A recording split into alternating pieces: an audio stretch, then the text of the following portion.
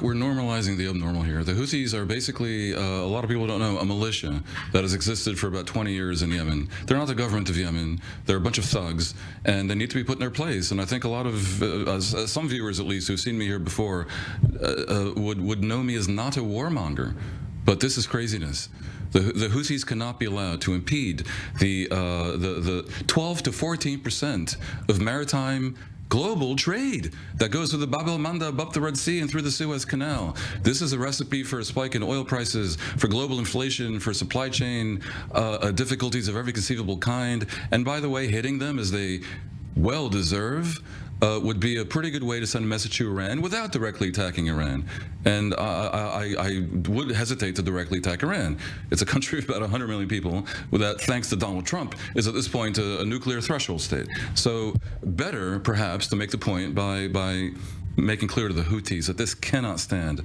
And honestly, that the Houthis now claim that they are attacking only Israeli ships and ships headed towards Israel is a very obvious Iranian attempt to create a wedge between Israel and its allies. And I should hope that the allies don't fall for this, main ally being the U.S.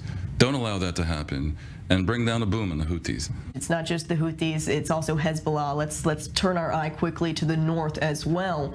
We've continued to see Hezbollah really increasing their attacks on our northern border.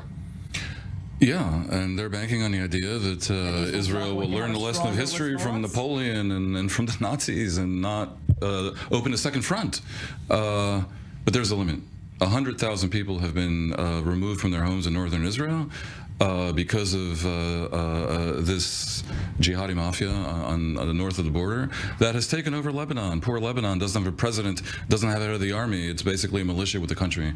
And there will come a point, and I think that point approaches, where Israel can tolerate it no longer. But I think, and indeed I hope, that the first tactic Israel deploys will be diplomatic, because there is already a UN resolution 1701 passed 16 years ago that requires Hezbollah to place itself and its fighters north of the Litani.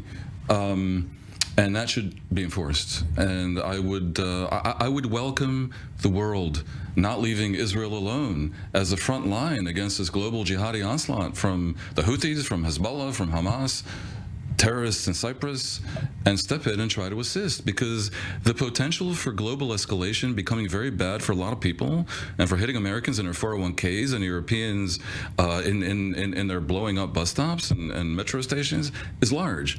This needs to be cut off in the bud. And of course, the major escalation potential is in fact from the north. It's an uneasy feeling to just be sitting here in the rain, in the cold, waiting. Zach Anders reporting from the northern border. Thank you for that update. And meanwhile, Dan Perry as well, thank you for all of your insight on day 77 of the war here in Israel. We're going out for a break. Thank you for tuning in.